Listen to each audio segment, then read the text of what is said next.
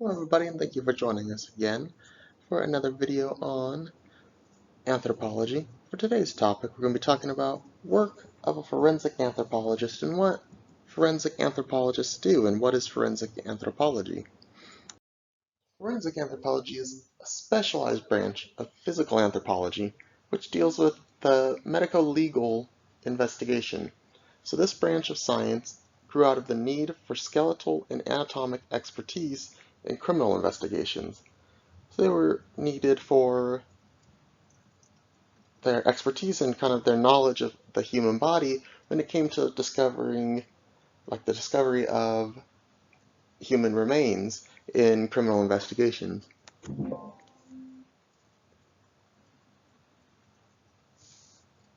So the difference from general anthropologists when compared to forensic anthropologists is that forensic anthropologists and general anthropologists is the former focus on human identification. And forensic anthropology is, like I mentioned, the study of human remains. And forensic anthropologists are educated in osteology, which is the study of bones. And the focus of an anthropologist, specifically forensic anthropologists, is to assess criminal scenes, skeletal remains, and develop a biological profile, compile supportive documentation, and then ultimately testify in state and or federal courts. Their knowledge of the human body contributes to the outcome of a death investigation by providing law enforcement agencies with expert opinions and also conclusions which ultimately aid in solving a criminal case.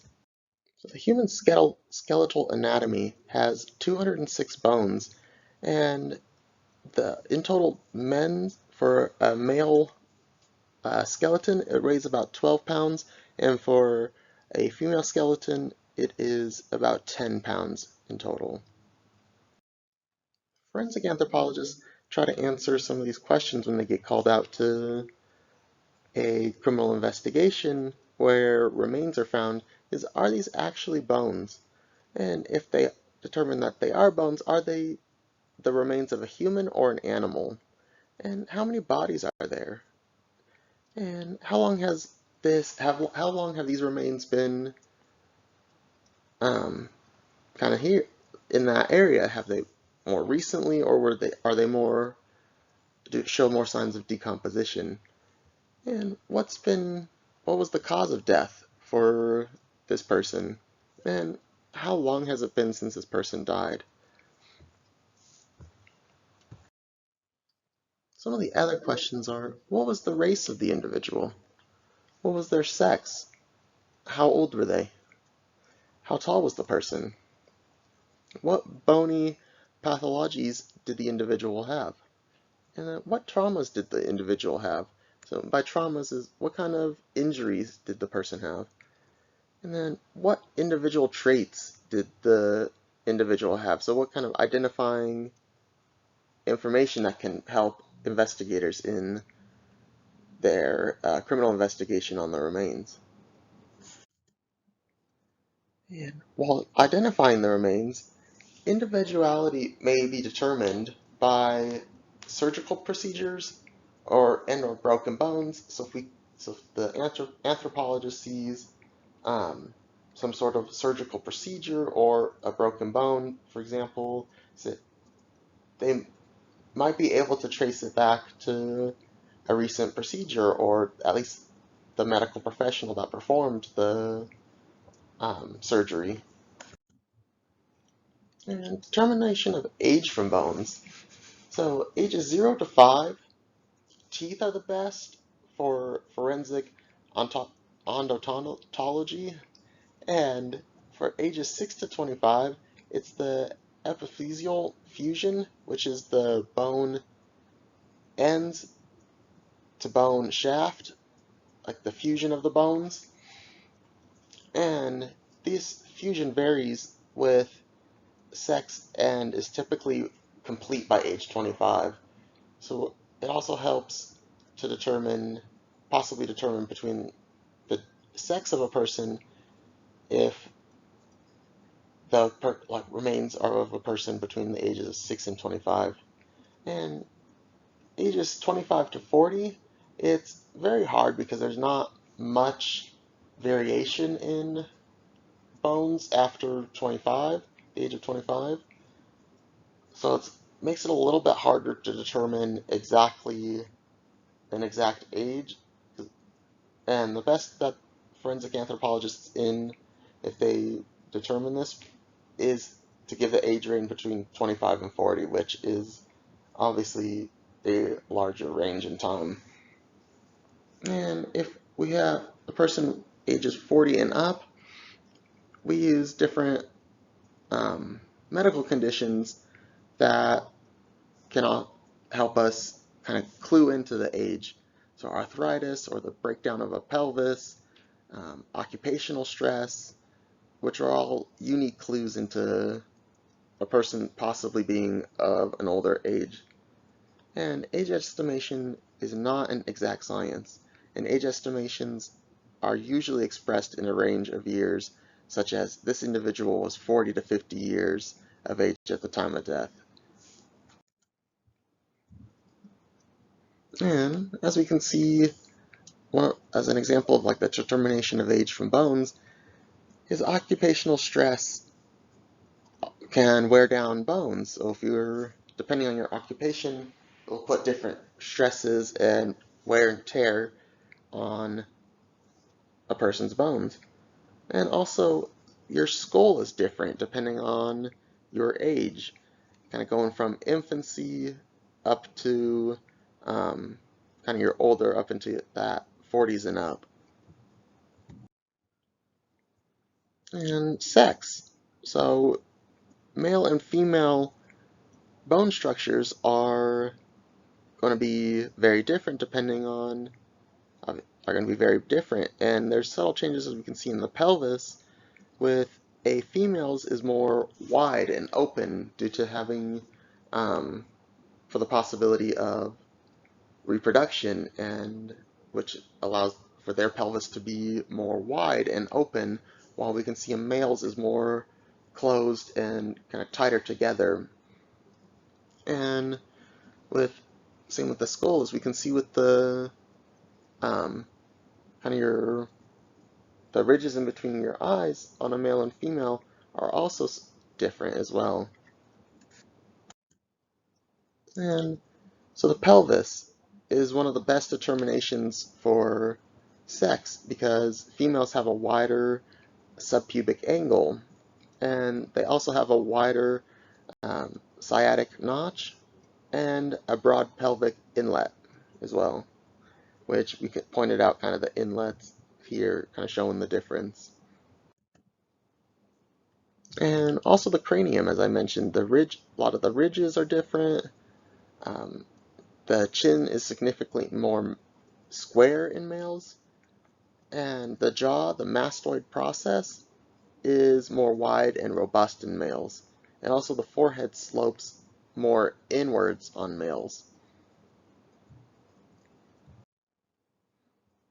And other bones are not usually as good as an indicator regarding sex because there's not much of that specific differences as we can see with obviously the pelvic bones. For females, they're going to have more of a wider ones for reproductive purposes. And race. You can see um, for European, kind of people of European descent, have more of a straight nasal profile, larger orbit to bridge, a large nasal spine, sharp nasal still, while the Armenian have more of a medium orbit to bridge and a medium nasal spine, and people of African descent have more of a small orbit to bridge and reduced nasal spine and the absence of a nasal still.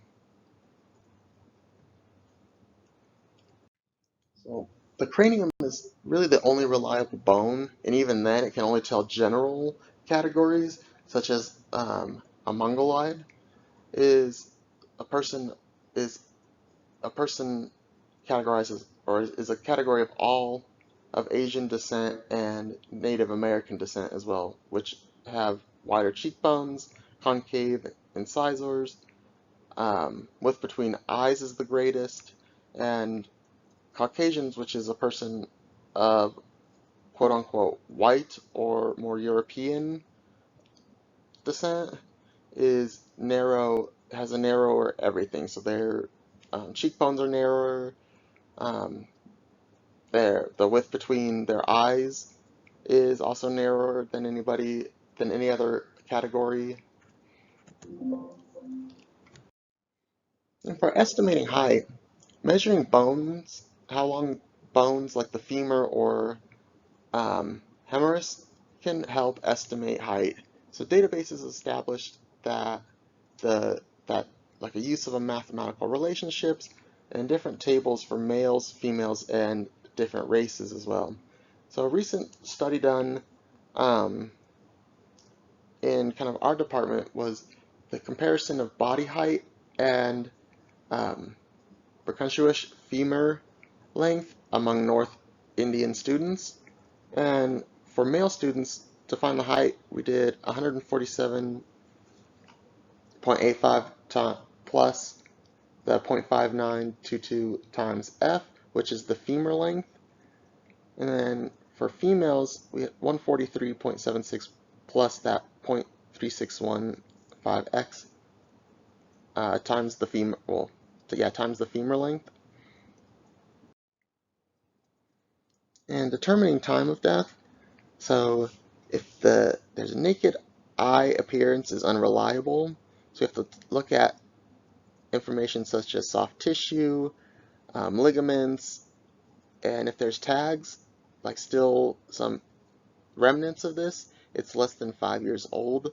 And if it's a kind of more of a soapy texture of like kind of the surface, like skin or whatever's kind of flesh is still left, it indicates less than a few decades, so about 10 to 20 years.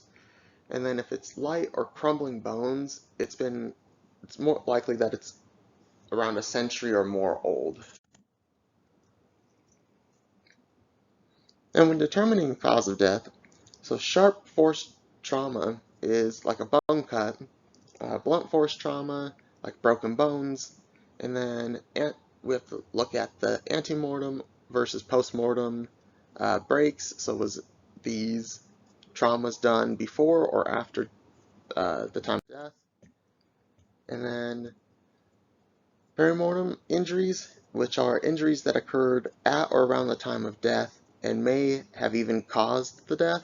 So some examples of like fractured skulls or like breaks in the cranial bone. And then some of the strategies is we apply knowledge of normal anthropology and variations in human skeleton in our work to obtain reasonable and scientific conclusions in each and every case to answer each and every question that a forensic anthropologist can answer. And some ongoing research is that's currently been working on is the comparison of all the of bones of the body with height and then study of sexual dysphoria,